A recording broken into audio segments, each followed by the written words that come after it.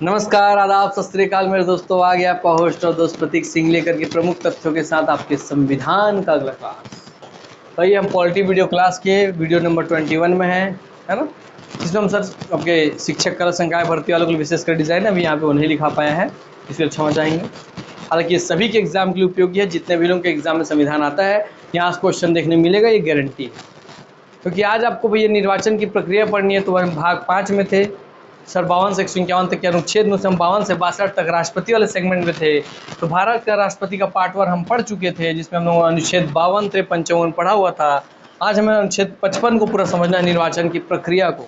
तो आज हम अनुच्छेद 55 निर्वाचन की प्रक्रिया को अच्छे से समझेंगे, इसलिए राष्ट्रपति जी का ही पार्ट 2 है। तो आप समझ रहे हैं सिर्फ राष्ट्रपति जी इतने इंपॉर्टेंट क्यों? क्योंकि देखिए उनके लिए ही अभी दूसरा पार्ट में ले रहा हूँ, पता नहीं तीसरा पार्ट लगे, चौथा पार्ट लगे, कितना पार्ट सिर्फ राष्ट्रपति जी के लिए ही लगेगा।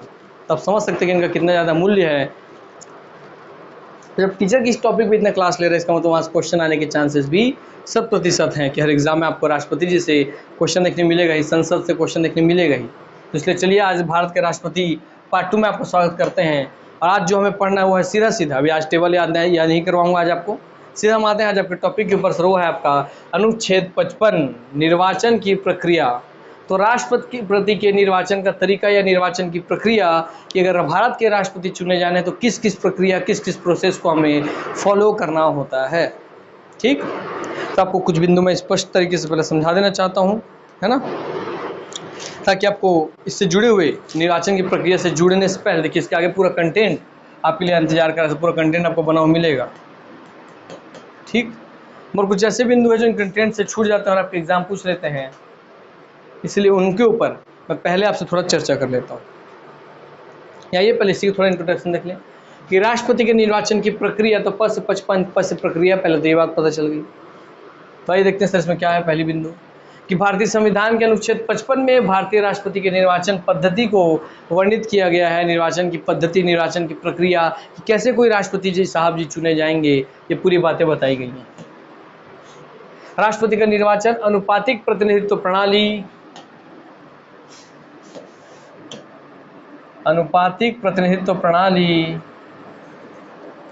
और दोस्तों एकल संक्रमणीय मत पद्धति द्वारा होता है। और ऐसे निर्वाचन में मतदान गुप्त होता है। और दोस्तों यहीं पे एक बात और लिख लीजिए, क्या 4 बिंदु पे याद देखिए सर। पहला कि राष्ट्रपति के निर्वाचन की प्रक्रिया क्या है, क्या अनुपातिक प्रतिनिधित्व प्रणाली होगी, क्या आगे समझाऊंगा। फिर दूसरा बिंदु सर एकल संक्रमणीय मत पद्धति, दूसरा बिंदु है। फिर आपका ऐसा तीसरा बिंदु तो क्या सर मतदान यहाँ पे गुप्त होता है सर, अर्थात यहाँ मतदान गुप्त होता है, गुप्त मतदान, क्योंकि तीसरा बिंदु। और सर चौथा बिंदु क्या है कि यहाँ जो मतदान है वह अप्रत्यक्ष होता है। तो चौथा बिंदु भी यहाँ लिख लीजिए कि यहाँ पे मतदान अप्रत्यक्ष होता है। अप्रत्यक्ष होने कहने का मतलब कि यहाँ पे जनता सीधे ही मतदान नहीं करती है, अप्रत्यक्ष मतदान होता है। सर कैसे कि हम दोस्तों विधायक को हम डायरेक्ट चुन के भेजते हैं, हमने दोस्तों सांसदों को डायरेक्ट चुन के भेजा है अपने ही हाथ से बटन दबा करके। ठीक, तो हमने विधायक सांसदों के चुनाव को तो प्रत्यक्ष तौर पे खुद से बटन दबा के दिया है, उनको निर्वाचित किया है। मगर राष्ट्रपति जी के चुनाव के लिए क्या अब तक अभी ने किसी ने भी बटन दबाया है? नहीं। अभी हाल फिलहाल में आपकी द्रौपदी मुर्मू जी बनी राष्ट्रपति, तो आप में से किसी ने बटन दबाया नहीं। इसलिए दोस्तों ये प्रोसेस अप्रत्यक्ष है, क्योंकि आपने प्रत्यक्ष मैंने आपने डायरेक्टली उनको वोट नहीं दिया है। और यह प्रत्यक्ष है, इसका मतलब क्या है, क्योंकि आपने जिन विधायकों, जिन सांसदों को निर्वाचित करके भेजा है, वही निर्वाचित विधायक और सांसद, चाहे आपके लोकसभा राज्यसभा के सांसद हो, चाहे सारे भारत के विधानसभा और राज्य विधानसभाओं के निर्वाचित विधायक हो, या उस तब के दिल्ली और पौंडीचेरी के निर्वाचित विधायक हो। निर्वाचित शब्द याद रखिएगा, जो आपको इससे पहले बता चुका हूँ। वो सारे निर्वाचित सांसद विधायकों के द्वारा ही चुना जाता है राष्ट्रपति साहब को। तो आपने किसको वोट दिया? आपने वोट दिया उन विधायकों को, उन सांसदों को, और उस विधायक सांसदों ने वोट दिया राष्ट्रपति जी को। इसलिए तू चुने तो आपके द्वारा ही जा रहे हैं, मगर अप्रत्यक्ष तरीके से किया। आपने किसी को चुना और उन्होंने उनको चुना। इसलिए दोस्तों अप्रत्यक्ष चुनाव होता है किनका? राष्ट्रपति जी का। गुप्त मतदान होता है राष्ट्रपति जी का। अनुपातिक प्रतिनिधित्व प्रणाली चलती है और एकल संक्रमणीय मत पद्धति चलती है। आपको रियल माइंड में इस पूरे चैप्टर में ही 4 बिंदु समझने थे, जिसमें से आप प्रत्यक्ष मतदान समझ चुके हैं। गुप्त मतदान का मतलब यही कि भाई वहाँ ये चीज़ जाहिर नहीं होता कि किस व्यक्ति ने किनको वोट दिया है। जैसे आप 4 लोग खड़े हैं, इसमें से किसी को ये नहीं पता चलेगा कि इसमें किसको मैंने वोट दिया, किसको इसने वोट दिया, क्योंकि वैसा होता तो होता ना कि इसने मेरे खिलाफ वोट किया था, रुक अब मैं राष्ट्रपति बन गया, इसको बताता हूँ। तो इसलिए ऐसा नहीं होना चाहिए दोस्तों, मन में भाव मत आए। इसलिए यहाँ पे मतदान गुप्त होते हैं ताकि लोग निरपेक्ष होकर के बिना किसी डर भेदभाव के वोट डाल सकें। तो आपको ये दो चीज़ समझ में आ गई कि मतदान गुप्त रखना क्यों जरूरी है और मतदान अप्रत्यक्ष क्यों होता है। आपको जो मेनली समझना है दोस्तों आपका है अनुपातिक प्रतिनिधित्व प्रणाली और एकल संक्रमणीय मत पद्धति। ठीक, तो इसको हम अच्छे से समझेंगे।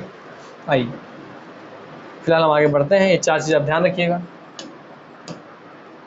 अर्थात भारतीय राष्ट्रपति के निर्वाचन में दो पद्धतियों का अपनाया जाता है। कौन कौन सी? यही दो पद्धति, एकल संक्रमणीय मत पद्धति, सिंगल ट्रांसफरेबल वोट सिस्टम।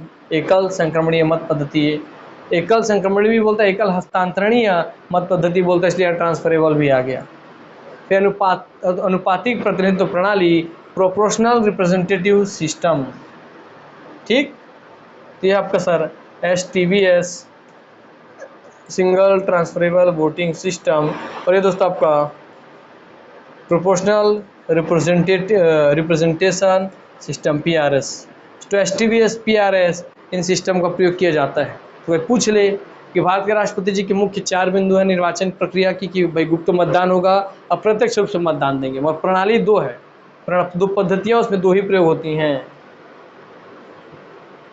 ठीक, वो दोस्तों आपका एकल संक्रमणीय मत पद्धति, सिंगल ट्रांसफरेबल वोट सिस्टम, अनुपातिक प्रतिनिधित्व प्रणाली, प्रोपोर्शनल रिप्रेजेंटेशन सिस्टम।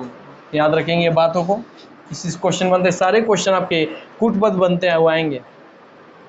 अनुच्छेद 55 के अनुसार राष्ट्रपति का निर्वाचन एकल संक्रमणीय अनुपातिक मत पद्धति से होता है। तो इन दोनों को मिला दिया है, एकल संक्रमणीय अनुपातिक मत पद्धति से होता है, और इसे ही, इन दोनों पद्धति को मिला करके राष्ट्रपति का निर्वाचन हो। तो इस पद्धति को ही थॉमस हेयर ने दिया था। इन दोनों पद्धति के कॉन्सेप्ट को थॉमस हेयर ने दिया था। इसलिए आप ये कह सकते हैं कि राष्ट्रपति के निर्वाचन की प्रक्रिया हेयर पद्धति के द्वारा होती है, इसलिए इसे, इन दोनों के कॉम्बिनेशन को हेयर पद्धति भी कहा जाता है। तो ये नया क्वेश्चन है दोस्तों, याद रख लीजिए, आपको नॉर्मली पुस्तक में देखने नहीं मिला होगा, क्योंकि पूरा कॉन्सेप्ट किसने दिया था?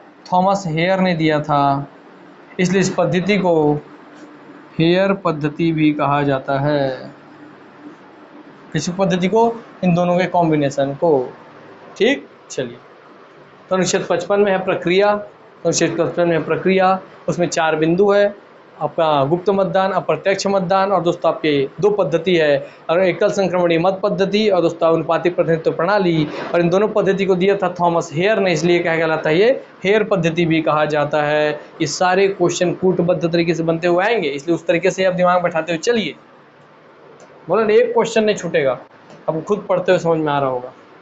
अनुपातिक प्रतिनिधित्व प्रणाली का उपयोग सांसद और विधायकों के मत मूल्य में एकरूपता लाने के लिए होता है। अब आपको बात हो, सर वो जो अनुपातिक प्रतिनिधित्व प्रणाली था, सर वो सिस्टम अपना क्यों रहे हम? तो उसी का आंसर दिया कि अगर कोई आपसे कहीं पूछ ले कि भाई ठीक है, राष्ट्रपति की हम 2 पद्धति आप उपयोग करते हैं, एकल संक्रमणीय मत पद्धति और अनुपातिक प्रतिनिधित्व प्रणाली, तो अब अनुपातिक प्रतिनिधित्व प्रणाली क्यों प्रयोग करते हैं? अगर किसी ने क्वेश्चन पूछा तो उसका आंसर है ये कि अनुपातिक प्रतिनिधित्व प्रणाली का उपयोग सांसद और विधायकों के मत मूल्य में एक रूपता लाने के लिए किया जाता है, कि सांसद और विधायकों के मत मूल्य को एक रूपता लाया जा सके, दोनों को एक बराबर काउंट किया जा सके। ठीक है, तो याद रखिएगा, यही क्वेश्चन आपको कूट बन के आ जाएगा कि राष्ट्रपति के निर्वाचन मंडल में तो अनुपातिक प्रतिनिधित्व प्रणाली को उपयोग करने के पीछे उद्देश्य क्या है? तो आपका रहेगा सांसद और विधायकों के मत मूल्य में एक रूपता लाने के लिए। क्योंकि इसमें विधायक कौन वोट देता है? सर या तो लोकसभा राज्यसभा सांसद वोट देंगे, या पूरे राज्य विधानसभा और दिल्ली पौंडीचेरी विधानसभा के निर्वाचित विधायक देंगे वोट। तो विधायक एक तरफ वोट दे रहे हैं, एक तरफ सांसद वोट दे रहे हैं, तो दोनों तो अलग अलग तरीके से हैं भैया। तो दोनों को वही वोट जो मिलता है निर्वाचन होता अलग अलग तरीके से होता है, दोनों को एक रूपता लाने के लिए, एक रूप हो सके दोनों, इसलिए इसको किया जाता है। आप आगे और समझ जाएंगे अच्छे से। आइए, अधिसूचना निर्वाचन आयोग के द्वारा जारी की जाती है ना? तो जो केंद्रीय निर्वाचन आयोग है वही इसका पूरा काम संभालता है। Chief election commission, central election committee, केंद्रीय निर्वाचन आयोग ये काम संभालता है। और केंद्रीय निर्वाचन आयोग जो कि दोस्तों आपका दिया हुआ है अनुच्छेद 324 में। तो कहीं पूछ ले कि कौन करवाता है ऐसा निर्वाचन का काम, तो आप बोलेंगे CEC, सेंट्रल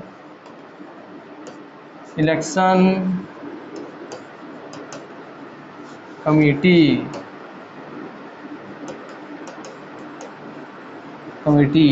ठीक है,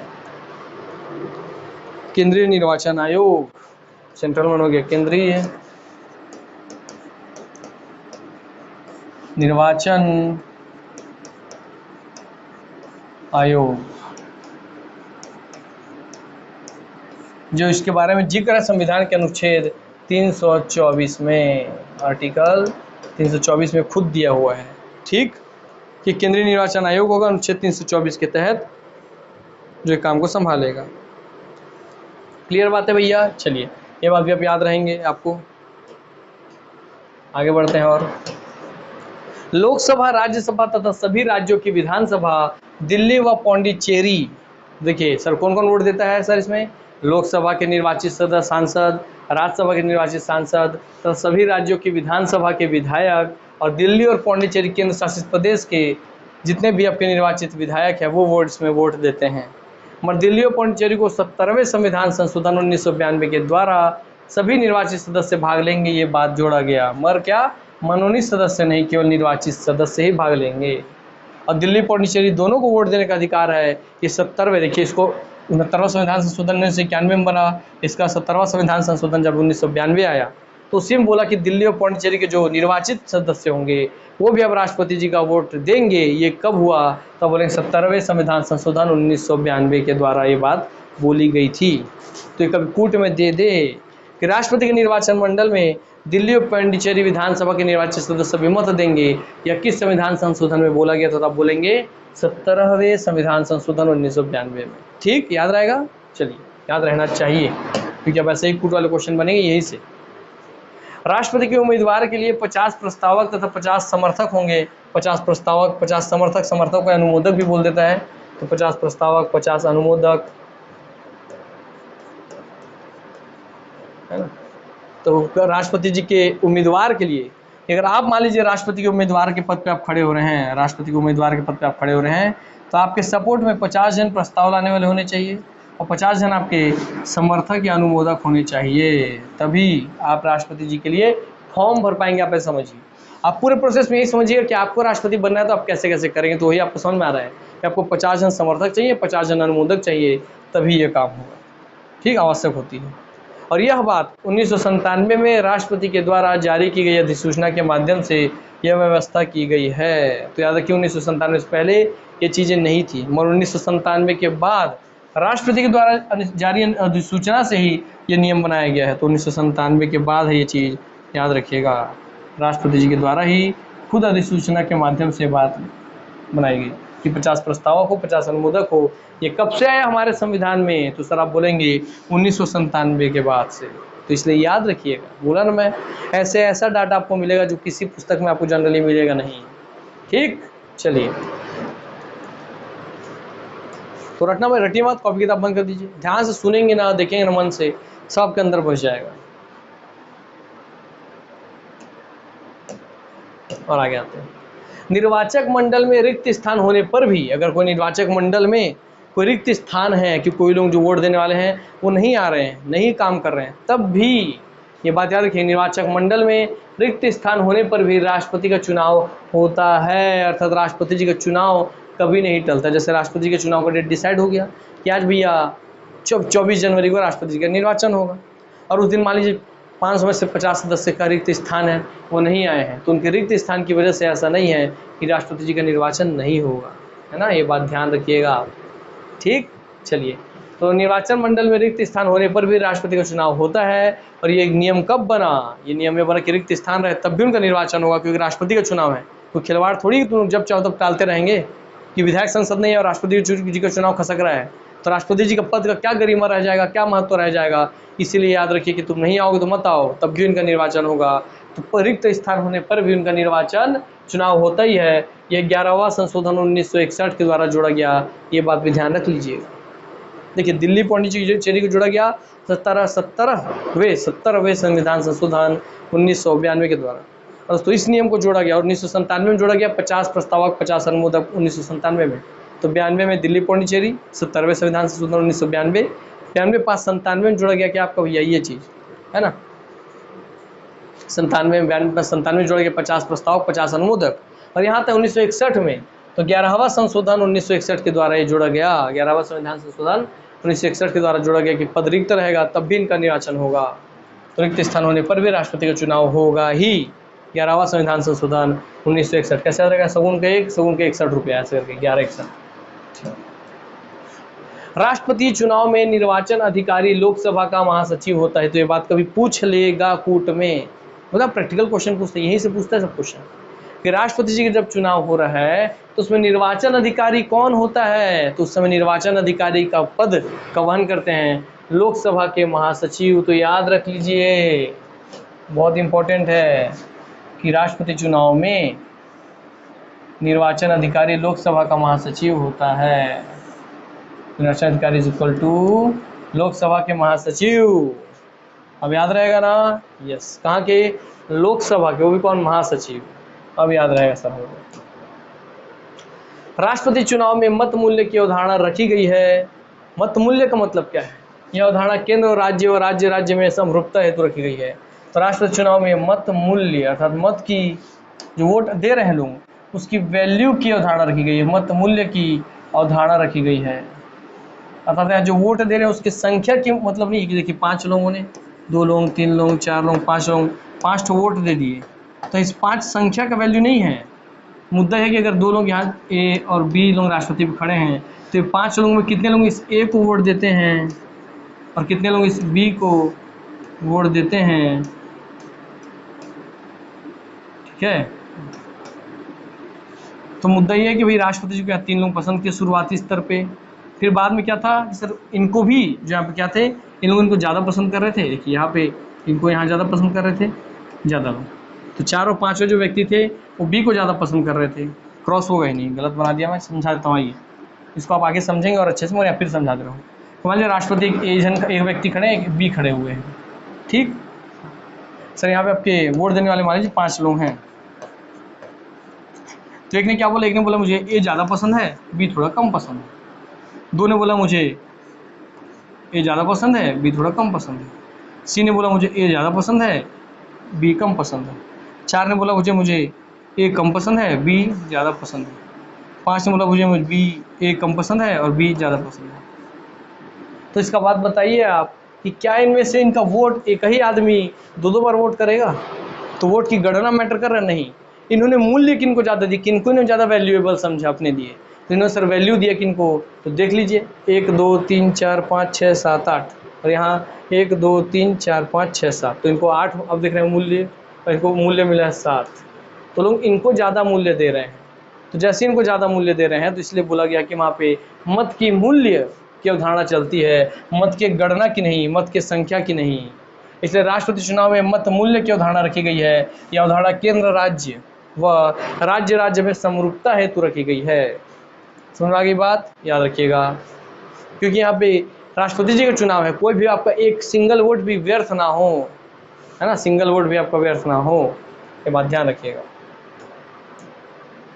इसलिए आपको पूछ लेगा कि राष्ट्रपति चुनाव में किसकी उदाहरण, तो मत मूल्य की, उसका मत का मूल्य है, वैल्यू, जो वोट आप दे रहे हैं उसका मूल्य है, उसका वैल्यू है ना, उसकी संख्या मैटर नहीं करती, उसका वैल्यू मैटर करता है, जिसको आप आगे और अच्छे से समझेंगे। तो राष्ट्रपति चुनाव में मत मूल्य की अवधारणा रखी गई है। अवधारणा केंद्र राज्य और राज्य में क्यों रखी गई है? तो केंद्र राज्य में, केंद्र और राज्य के बीच में और राज्य के बीच में समरूपता लाने के लिए रखी गई है। ये बात आपको पता चल गया। एक सांसद का मत मूल्य बराबर कुल मत मूल्य सभी विधानसभा के सदस्यों का, ये सब छोड़ दीजिए अभी आप, ये कैलकुलेशन वाला जो हिस्सा है इसको मैं आपको अच्छे से समझाऊंगा, जो स्टार में लिख रहा है इसको समझाने के लिए, है ना, इसको आप टेंशन मत लीजिए, इसको मैं आपको समझा दूंगा। तो इसको छोड़ दीजिए, आगे बढ़ते हैं। ये सब छोड़ दीजिए गणना, मैं आपको समझा दूंगा। ये भी छोड़ दीजिए आप गणना, मैं आपको समझाऊंगा। ये भी छोड़ दीजिए गणना। आइए हम आगे आते हैं क्वेश्चन पे। ये तो उसी का एग्जाम्पल दे दिया है, आंध्र प्रदेश का मत मूल्य निकाल रहे हैं। क्या आंध्र प्रदेश का मत मूल्य निकाल रहे हैं, वहाँ टोटल इतने जनसंख्या, इतने सीट, ऐसा करके वो छोड़ देते हैं। इसी प्रकार सभी राज्यों के विधानसभा के सदस्यों का मत मूल्य निकाला जाता है। कैसे निकालते हैं सब छोड़ दीजिए, मैं आपको बताऊंगा। इसके कैलकुलेशन मत जाइए, कंफ्यूज हो जाएंगे, इसलिए मैं समझाऊंगा। बोल दिया तो बोल दिया। आइए आगे बढ़ते हैं। संविधान का कौन अनुच्छेद कहता है कि भारत का एक राष्ट्रपति होगा? अनुच्छेद 52 कहता है, अनुच्छेद 52 सी। देख रहे हैं भैया, शिक्षक आपसे हर क्वेश्चन बनेगा। भारत में कार्यपालिका का अध्यक्ष कौन होता है? तो भैया आपको बोलते ना, कार्यपालिका सारी शक्तियाँ किसमें निहित होती है? राष्ट्रपति में। तो अनुच्छेद 53 के तहत बात पता चलता है। और कार्यपालिका का अध्यक्ष कौन होता है? राष्ट्रपति होता है, क्योंकि सारी शक्ति उसी में निहित होती है अनुच्छेद 53 के तहत। तो आगे आंसर सर आपका राष्ट्रपति, तो आंसर ए। राष्ट्रपति के चुनाव में कौन भाग लेता है? जो अब तक आप पढ़े थे वो सब के आधार पर हम क्वेश्चन देख रहे हैं। जो लास्ट क्लास में आप पढ़े थे उस पर क्वेश्चन नहीं कराया था, उसके आधार पर आप क्वेश्चन देख लीजिए पहले। तो संसद के दोनों सदनों के निर्वाचित सदस्य, हाँ सर, संसद के लोकसभा और राज्यसभा दोनों ही सदन के निर्वाचित सदस्य ही भाग लेते हैं। जैसे यहाँ मनोनीत डाला तो बी खत्म, जैसे यहाँ सभी केंद्र शासित प्रदेश बोला तो बात खत्म, क्योंकि दिल्ली और पौंडीचेरी बस ओनली है, उसको भी 70वें संविधान संशोधन 1992 से हक मिला था। तो बी और सी गलत है, ओनली ए सही है। तो भैया आंसर हो गया केवल ए, अर्थात सभी संसद के दोनों सदनों के निर्वाचित सदस्य केवल सभी राज्यों के निर्वाचित सदस्य देते हैं, मनोनीत नहीं। और ओनली केंद्र शासित प्रदेशों में दिल्ली और पौंडीचेरी के निर्वाचित विधायक देते हैं, वह मत और कोई नहीं। तो आंसर ए बस सही है, बाकी गलत कर दिया गया। अब आ जाते हैं भैया आपके राष्ट्रपति के चुनाव के पूरी प्रक्रिया प्रोसेस पे। तो आपको ये अनुपातिक प्रतिनिधित्व प्रणाली पढ़ाने से पहले है ना, अब मैं आपको कुछ चीज़ अपने हिसाब से पढ़ा देता हूँ ताकि आपको एक एक चीज़ आपके अंदर बस जाए, ताकि क्वेश्चन जब बने कूट में तो आप सबका आंसर देने की स्थिति में रहें।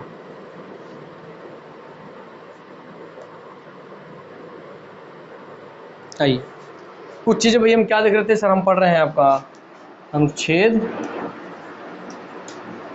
55 राष्ट्रपति के निर्वाचन की प्रक्रिया। राष्ट्रपति के निर्वाचन की प्रक्रिया,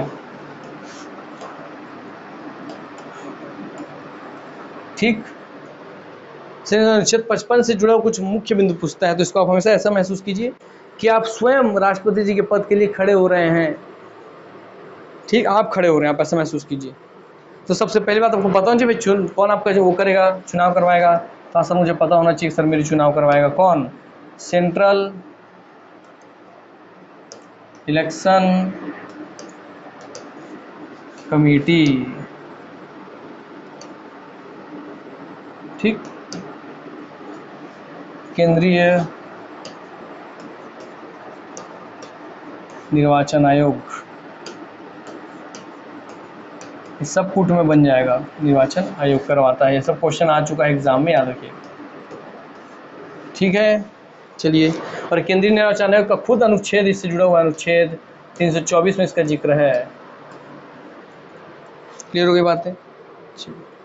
दूसरा बात आप जो देखे थे सर, ये तो हो गया आपका मान लीजिए पहला पॉइंट। दूसरा पॉइंट देखते हैं कि सर आपने 1967 में क्या देखा कि आप अगर राष्ट्रपति पद के लिए खड़े होने जाएंगे तो ये आपका निर्वाचन का पूरा काम ये संभालेंगे, ठीक है। जब आप वहाँ जाएंगे भाई अपनी अर्जी देने की मुझे भी राष्ट्रपति पद के लिए खड़ा होना है, तो आपके पास 50 प्रस्तावक और 50 समर्थक या अनुमोदक होने चाहिए, अनुमोदक होने चाहिए, ठीक। यस सर, जो कि 1997 के बाद से राष्ट्रपति ने अधिसूचना जारी करके किया था, ठीक। इसके बाद और देख लीजिए, अब जब राष्ट्रपति जी के लिए आप जा रहे हैं भाई, वहाँ आपको अपनी कुछ जमानत राशि जमा करनी होगी। तो आपको जमानत राशि जमा करनी होगी। अमाउंट ये बदल गया हो तो आप एक बार क्रॉस चेक कर लेंगे। मेरे पास जो डाटा मैं पढ़ा रहा हूँ तो फैक्ट आप भी कंसीडर कर सकते हैं, है ना। या चलिए, तो सर जमानत राशि राष्ट्रपति पद के लिए कितनी है? तो सर राष्ट्रपति पद के लिए जमानत राशि है 15,000 रुपये। तो आपको 15,000 रुपये जमा करने होंगे राष्ट्रपति पद के लिए। अगर आप निर्वाचित हो रहे हैं तो आपको 15,000 रुपया चीफ सेंट्रल इलेक्शन कमेटी, केंद्रीय निर्वाचन आयोग के पास जमा करने होंगे कि भैया ये लीजिए मैं इस पद पर खड़े होने जा रहा हूँ, ताकि हर कोई आके मजाक में खड़ा ना हो जाए, इसलिए कुछ पैसा लिया जाता है। तो 15,000 रुपया आपको देना पड़ेगा जमानत राशि के रूप में। और ये जमानत राशि अगर आप एक निश्चित वोट पाएंगे तो वापस पुनः मिल जाएगा, हारेंगे तब भी। अगर उतना वोट कम से कम पाए तो आप हार रहे हैं, उतना वोट पा के तो भी आपको मिल जाएगा। और उससे कम वोट पाए जो निश्चित क्राइटेरिया होगा तो आपको जमानत राशि जब्त कर ली जाएगी। तो आइए देखते हैं कितने मत के बाद जमानत राशि जब्त हो जाएगी। तो सर कुल वोट का अगर 1/6 वोट अगर आपको प्राप्त नहीं हुआ, अगर 1/6 वोट आपको प्राप्त नहीं हुआ तो 1/6 वोट जब आपको मिलेगा तब ये जमानत राशि आपको वापस दिया जाएगा। तो 1/6 वोट मिलेगा तो ही 15,000 रुपये वापस होगा। कुल मत का 1/6 वोट मिलेगा आपको, तभी आपको 15,000 वापस होगा, अन्यथा नहीं, अन्यथा आपको वापस नहीं किया जाएगा। आपका ये चीज़ जब्त हो जाएगा, इसके द्वारा, केंद्रीय इलेक्शन, सेंट्रल इलेक्शन कमेटी के द्वारा। ठीक, हमारे एक और बिंदु लिख लीजिए कि भैया आपको क्वेश्चन ये बनता है कि राष्ट्रपति या उपराष्ट्रपति चुनाव में अगर कोई विवाद हो जाए, विवाद इस चुनाव में, तो राष्ट्रपति या उपराष्ट्रपति दोनों ही चुनाव में अगर कोई विवाद हो जाए, ठीक,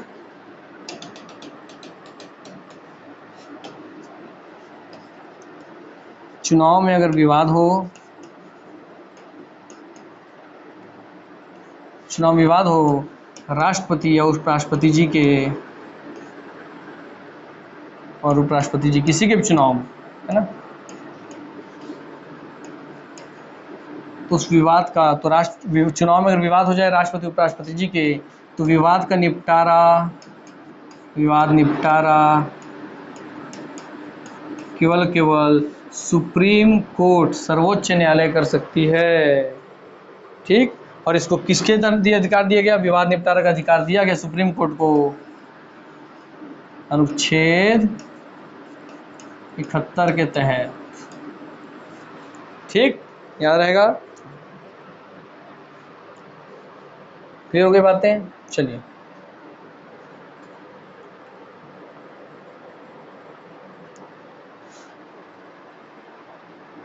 हो गया बात। चलिए, ये भी आपको समझ में आ गया।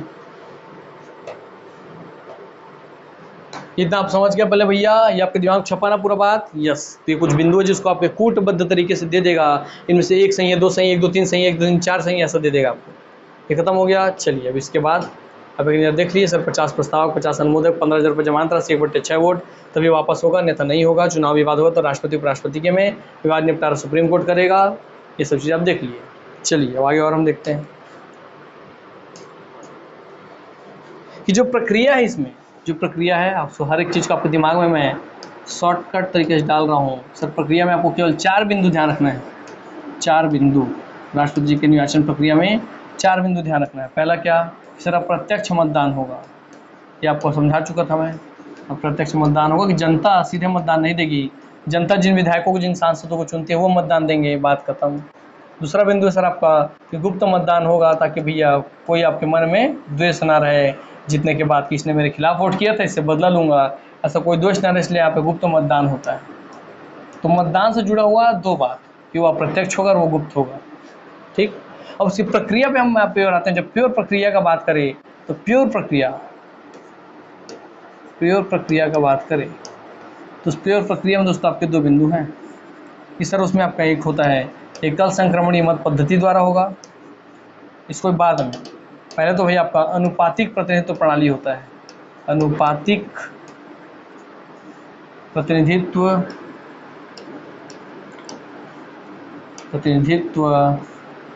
प्रणाली। ठीक, यस। और फिर उसके बाद सर आपका एकल संक्रमणीय मत पद्धति, एकल संक्रमणीय, इसी को संक्रमणीय बोलता है, इसी को हस्तांतरणीय बोलता है, संक्रमणीय या हस्तांतरणीय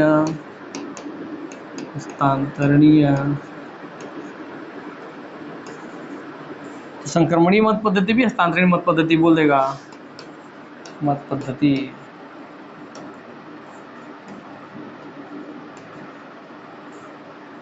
ठीक, ये 2 पद्धति मेन तौर पे प्रयोग की जाती है, अनुपातिक प्रतिनिधित्व प्रणाली, एकल संक्रमणीय मत पद्धति। ये 4 बिंदु ध्यान रखना है, अप्रत्यक्ष मतदान, गुप्त मतदान, अनुपातिक प्रतिनिधित्व प्रणाली, एकल संक्रमणीय मत पद्धति। अब आपको जो मेन इसमें समझना है, ये दोनों तो समझ में आ गया आपको। यस सर, ये अब आपको यही दोनों समझने हैं मेन तौर पे, है ना भाई। तो एकदम निश्चिंत रहिए, जब समझाऊंगा मैं तो समझ आना गारंटी। आपको पता ही है, जब हम समझाने पे आज तुल जाते हैं सर समझा देना आज बच्चों को, तो फिर हम इतने अच्छे से समझाते हैं कि वो समझ में आना ही है, कोई से रोक नहीं सकता फिर हमको आपको समझाने से, है ना। तो चलिए, मैं अभी यहाँ पे मैं अपने स्टाइल में समझा दूंगा, मेरे से आप पूरा कॉन्सेप्ट समझ लीजिएगा। फिर इसमें जो थ्योरी होगा उस थ्योरी से कुछ एक्स्ट्रा पॉइंट आपको मिल जाएगा, तो उसको दिमाग में बैठाइएगा, अन्यथा आप समझते मुझसे चुके ही रहेंगे, है ना। ठीक, चलिए, और आप ये देखिए कि मेरे समझाने के बाद आपको समझ में आता है कि नहीं। आप आंख बंद करके बैठेंगे ना, सिर्फ सुनेंगे ना, तो भी आपको समझ में आ जाएगा, ये गारंटी है, जब समझाने में बैठ जाऊंगा तो। ठीक, चलिए,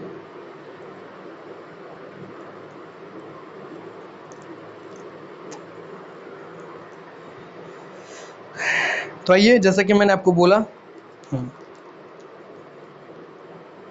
और जो एकल संक्रमण मत पद्धति है ना दोस्तों, सबके बारे में कुछ लिखाता हूँ आपको, रुकिए।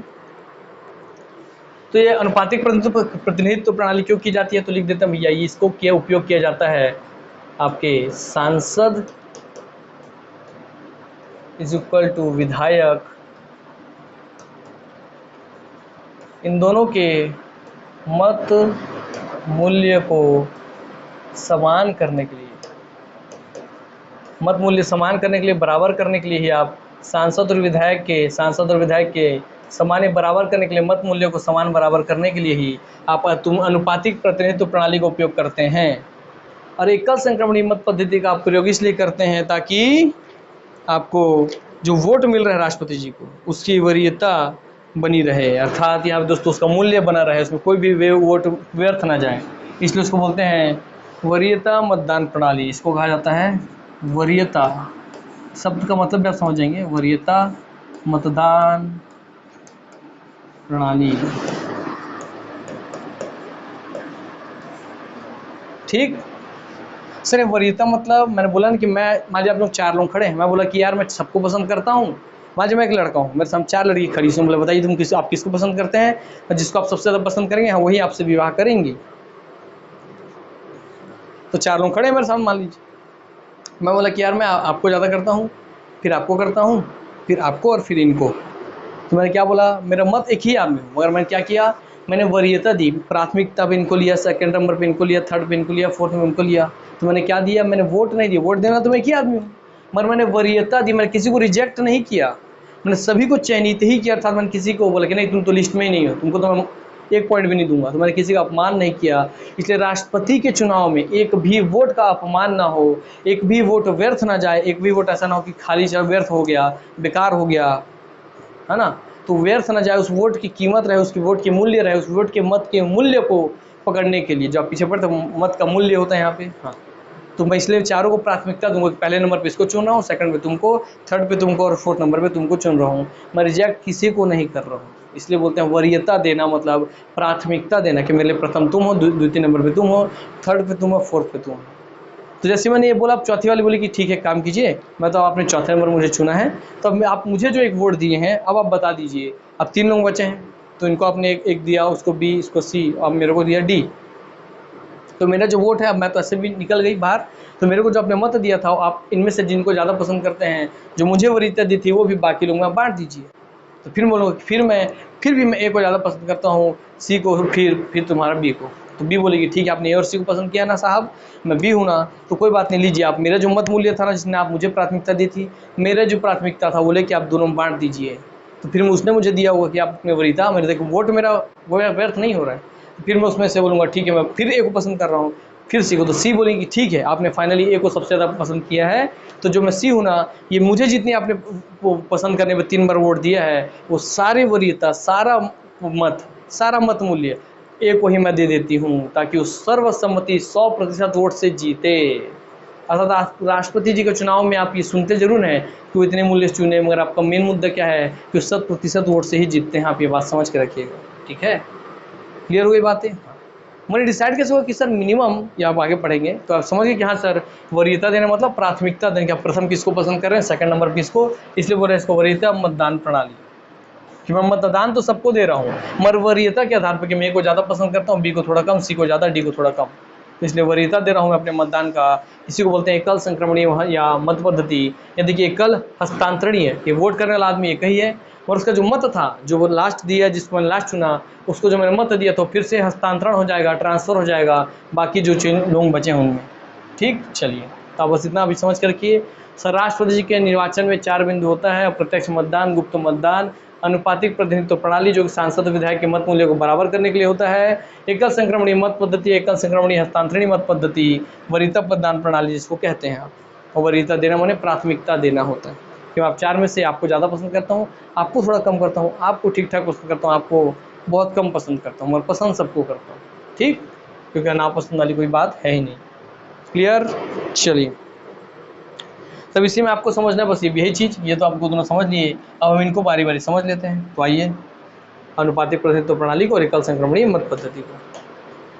तो आइए आपको मैं समझा दूं भैया। अनुपातिक प्रतिनिधित्व प्रणाली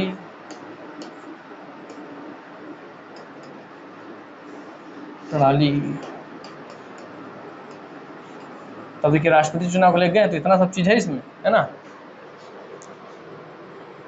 क्लियर।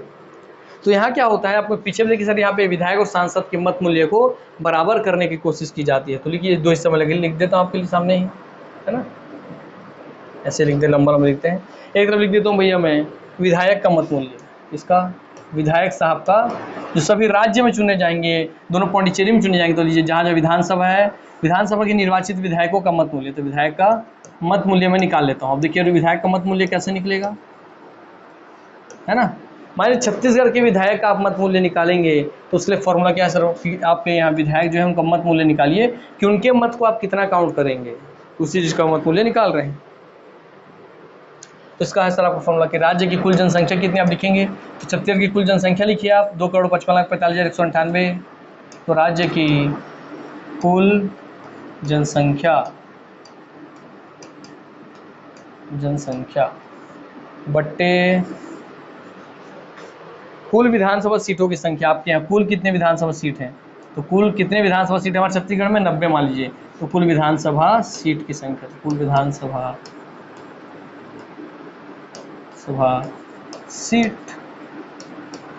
सीटों की संख्या।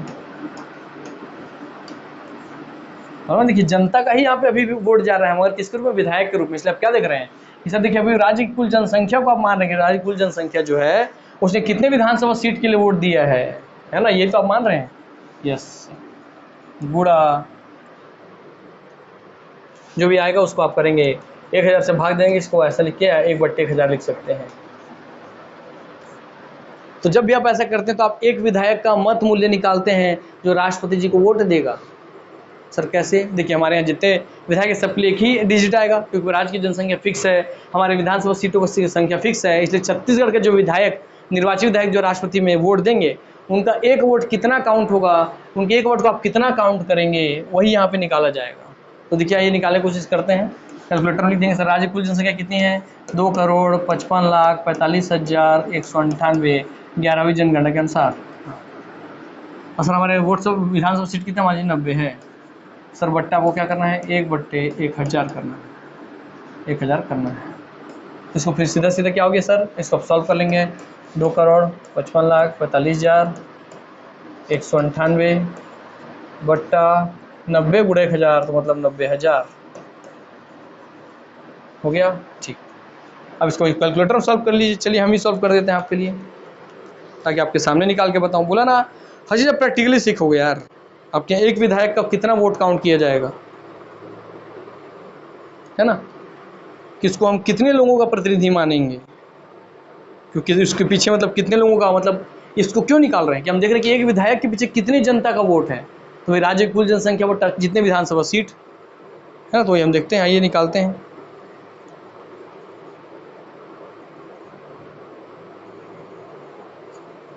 दो 2,55,45,198, 2,55,45,000, 2.5 सैकड़ा, 1000, 10,000, लाख, 10 लाख, 2,55,45,198 भागित 90। तो देखिए इसको सॉल्व करने पर मेरा आंसर आ रहा है यहाँ पे, भैया सॉल्व करने के बाद आ रहा है 283,835.533। तो इसको छोड़ देते हैं, मान लीजिए। तो इस तरह कितना है, इकाई, दहाई, सैकड़ा, 1000, 10,000, लाख, अर्थात 2,83,835। कितना हो गया सर, हमारे एक विधायक का वोट अगर जाता है राष्ट्रपति जी को, तो माना जाएगा कि उस एक विधायक के वोट से हमारे छत्तीसगढ़ राज्य के 2,83,835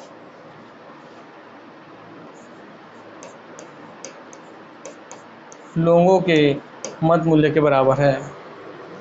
मतलब विधायक जी का एक वोट, अपने एक वोट के पीछे उसमें इतनी सारी जनसंख्या काउंट होगी, तो हमारे छत्तीसगढ़ के किसी विधायक का एक वोट काउंट होगा 2,83,835 लोगों के वोट के बराबर। अब आप देख रहे हैं ना, कि क्या इतने सारे लोग जाके वोट देंगे छत्तीसगढ़ के मैंने राष्ट्रपति जी के चुनाव में? नहीं सर, इतने लोग वोट तो नहीं दे रहे हैं। तो इतने लोगों ने किनको चुना? इतने लोगों ने विधायक को चुना है, तो विधायक का हम वरीयता निकाल लिए।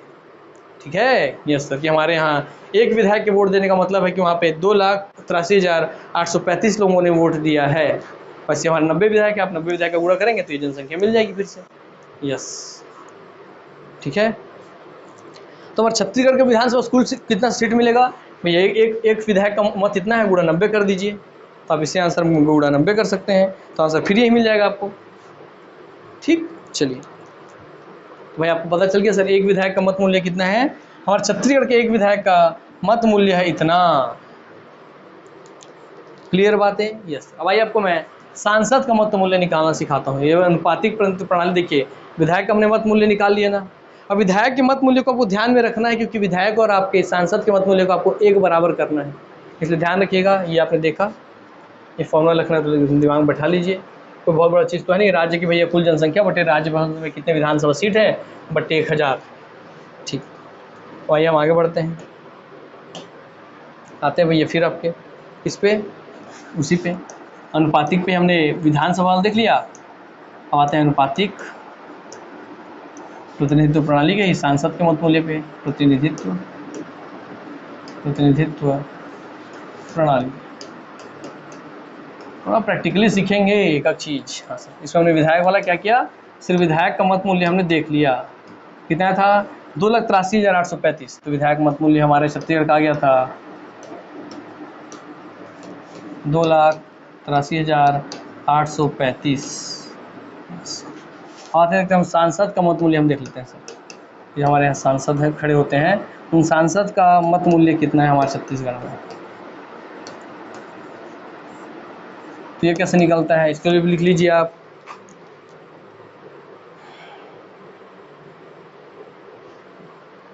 तो जितने भी राज्य हमारे छत्तीसगढ़ में, उन पूरे ही राज्य का, हर एक राज्य के मतलब प्रत्येक राज्य के विधायकों के मत मूल्य का योग। अब जो मत मूल्य हम निकालें, देखिए छत्तीसगढ़ के एक विधायक का मत मूल्य इतना है, तो पूरे छत्तीसगढ़ का मत मूल्य कितना होगा? 2,55,50,198। तो ऐसे प्रत्येक राज्य के विधायकों के,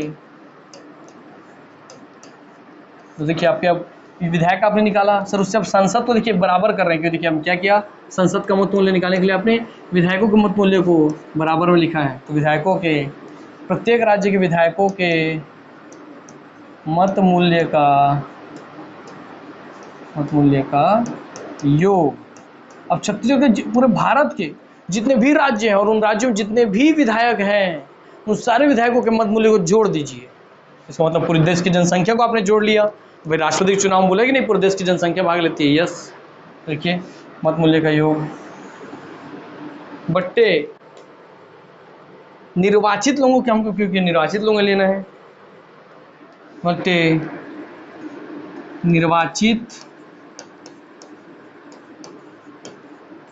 निर्वाचित लोकसभा प्लस राज्यसभा सीटों की संख्या, कि लोकसभा राज्यसभा में कितने निर्वाचित सीट हैं उसकी संख्या, सीटों की संख्या। तो सर जैसे मैंने सिर्फ एक विधायक का मत मूल्य निकाला, वैसे ही पूरे भारत में जितने विधायकों का मत मूल्य है, हर राज्य के सभी निर्वाचित विधायकों के मत मूल्य को आप यहाँ पे जोड़ देंगे। ठीक, याद रखेंगे। यहाँ पे लिख देता हूँ भैया, प्रत्येक राज्य के निर्वाचित लिख देता हूँ ताकि आपको ध्यान रहे। निर्वाचित विधायकों का मत मूल्य का योग बट्टे निर्वाचित लोकसभा राज्यसभा में सीटों की संख्या। तो लोकसभा राज्यसभा में कितने निर्वाचित सीट हैं सर? लोकसभा आपके निर्वाचित सीट हैं 545 में से 543, प्लस राज्यसभा में आपका है भैया 233। यस, इसको आप जोड़, इसको आप भाग दे देंगे और बट्टा ये आपको हो गया आंसर। तो जब आप इसमें संख्या रख देंगे, पूरे भारत भर के जितने विधायकों का मत मूल्य उसको रख दीजिए। और दोस्तों आपके यहाँ पे कितने सीट है लोकसभा में? 543 निर्वाचित सीटों की संख्या है। लोकसभा में 233 निर्वाचित सीटों की संख्या है। दोनों को आप जोड़ करके रख दिए तो आपको सांसद का एक मत मूल्य निकल गया, अर्थात एक संसद के वोट का मत मूल्य कितना है। तो आपको सोचिए, अगर संसद एक जन को वोट देगा तो उतने सारे लोग मिलकर के वोट दिए हैं एक संसद के साथ, आप ये समझ सकते हैं। इसलिए जनता ही चुन रही है, मगर कैसे? अप्रत्यक्ष रूप से, क्योंकि कहीं विधायक ने वोट दे रहा है तो उसके वोट को देख रहे हैं, और कहीं संसद वोट दे रहा है तो उसके वोट को देख रहे हैं। इसलिए आपको क्या समझ में आ गया कि हाँ सर देखिए कहीं ना कहीं आपने विधायक के जो वोट थे यहाँ पे उसको रखा, और उसके बराबर किया संसद के मत मूल्य के, विधायक के मत मूल्य को यहाँ पे रखा और उसको योग करके बराबर किया संसद के मत मूल्य के। तो आपने क्या किया, विधायक और संसद के मत मूल्यों को एक रूप करने के लिए, समान करने के लिए हम अनुपातिक प्रतिनिधित्व प्रणाली अपनाते हैं। ठीक, और इससे क्या होता है सर, आपको इसका मैं मेन मोटो समझाता हूँ। ये यह दर्शाता है कि एक विधायक एक सांसद कितने लाख लोगों का नेता है। अर्थात एक छोटा सा शब्द दिखा रहा हूँ, अनुपात। मान लीजिए 10 लाख लोगों पे, 10 लाख जो लोग हैं, ये नियम बना दिए 10 लाख लोगों के ऊपर केवल एक नेता खड़ा हो सकता है। मैंने बोल दिया 10 लाख जनसंख्या पे केवल एक नेता खड़ा होगा। तो मैंने अनुपात दिया कि नहीं, मैंने अनुपात दे दिया 1/10। तो इसलिए तो बोला भाई कि आपने अनुपात दे दिया 1/10, उस पर ही एक प्रतिनिधि खड़ा होगा, ऐसा प्रणाली आपने बना दिया। यस सर, 10 लाख लोगों के ऊपर एक नेता खड़ा होगा। इसलिए तो कि 9,55,45,000 जनसंख्या जो छत्तीसगढ़ की है, इस पर 90 विधायक ही खड़े होंगे। यस, तो क्या है, अनुपातिक प्रतिनिधित्व प्रणाली। आप देख रहे हैं कि हाँ सर क्यों किया जा रहा है। ठीक, चलिए तो आपको समझ में आ गया दोनों ही चीजें। तो आपने गुप्त मतदान का मतलब समझ लिया आपने, भैया क्या समझ लिया आपने सर, आपके अप्रत्यक्ष मतदान का मतलब भी देख लिया कि विधायक और सांसद अब वोट देंगे राष्ट्रपति जी को। अब आप अनुपातिक प्रतिनिधित्व प्रणाली समझ लिए, अब आप समझेंगे मुझसे एकल संक्रमणीय मत पद्धति। मगर उससे पहले आइए देखते हैं अनुपातिक प्रतिनिधित्व प्रणाली जो हमारे थ्योरी में क्या कर लिया है। अनुपातिक प्रतिनिधित्व प्रणाली कुछ एक्स्ट्रा उसको दिमाग में बैठाइएगा, बाकी जो बेमतलब की चीज़ें उनको निकाल दीजिएगा। आइए, अनुपातिक प्रतिनिधित्व प्रणाली बहु सदस्य निर्वाचन क्षेत्र में अपनाई जाती है, ठीक है, जिससे सभी वर्ग के लोगों को उनकी जनसंख्या के अनुपात में विधायिका में स्थान मिल सके। बोले कुछ जनसंख्या के अनुपात में वहाँ सीट डिसाइड हो रहा था ना विधायिका में। यस सर, इस प्रणाली में मुख्यतः 2 तरीके अपनाए जाते हैं। किसमें, अनुपातिक प्रतिनिधित्व प्रणाली में 2 तरीके अपनाए जाते हैं। एक है सूची प्रणाली, लिस्ट सिस्टम। लिस्ट सिस्टम देख लेते हैं। लिस्ट सिस्टम क्या होता है, तो प्रत्येक राजनीतिक दल अपनी एक लिस्ट जारी करता है, सभी मतदाता उस लिस्ट को वोट देते हैं, जिस लिस्ट को जितनी वोट मिलती है उनको उसी अनुपात में विधायिका में स्थान प्राप्त हो जाता है।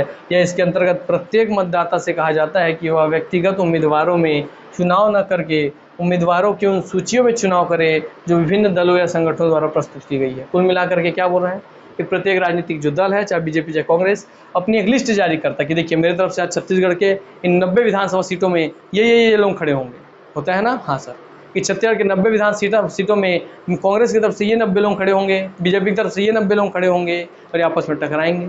उसमें से वो जो लिस्ट है उसमें से जनता वोट दे के चुनती है, और जनता कहीं कांग्रेस को जिता दी, कहीं किसी और को बीजेपी को जिता दी, और वही लोग 90 विधानसभा सीट में भर जाते हैं। यही दोस्तों आपका सूची प्रणाली की लिस्ट निकाला जाता है अपने अपने प्रतिनिधियों का। तो अपने अपने प्रत्येक राजनीतिक दल अपनी अपनी एक लिस्ट जारी करता है, सभी मतदाता उस लिस्ट के ही जो लोग हैं उनको ही वोट देते हैं। खत्म बात। ये दोस्तों सूची प्रणाली, लिस्ट सिस्टम। जैसे Switzerland, Holland, Denmark, Norway, Sweden, Italy, Luxembourg, Israel, Finland, इन सब में प्रयोग किया जाता है। ठीक, तो एक सूची दे दी जाएगी, सब समझ लीजिए। ठीक, और जो सूची होगी उन्हीं सूची में चुनाव करना होगा आपको, है ना। तो व्यक्तिगत उम्मीदवारों में आप चुनाव मत कीजिए, उस सूची में आप चुनाव कीजिए कि आप इनमें से किस नेता को रखना चाहते हैं। चलिए, अब एकल हस्तांतरणीय मत पद्धति या एकल संक्रमणीय मत पद्धति, तो उस अनुपातिक प्रतिनिधित्व प्रणाली के ही अंदर आता है आपका एक सूची लिस्ट सिस्टम, और एक आता है दोस्तों आपका कौन सा, एकल हस्तांतरणीय मत पद्धति या एकल संक्रमणीय मत पद्धति। देखिए इसी पद्धति को एकल कॉमन है, मत पद्धति मत प्रणाली कॉमन है।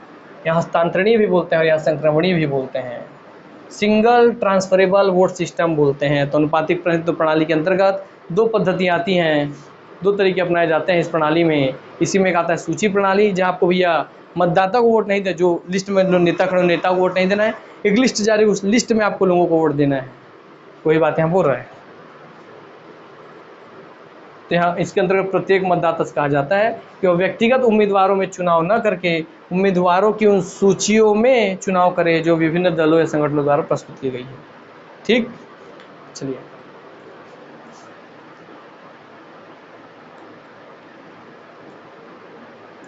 आगे दूसरा इसका पद्धति, एकल हस्तांतरणीय मत पद्धति, एकल संक्रमणीय मत पद्धति, single transferable vote system. Single transferable vote system, इस प्रणाली का आविष्कार यूरोप में आधुनिक दलीय संगठन के विकास के पूर्व ही हो चुका था। किनके आविष्कार? यूरोप में आधुनिक दलीय संगठन, जो आधुनिक तौर पर अभी दल जो है संगठन के रूप में, उनसे पहले इसका प्रयोग किया जाता था। कहाँ से? यूरोप से। तो कहाँ से ली गई है? यूरोप से ली गई है, ये बात ध्यान रखिएगा।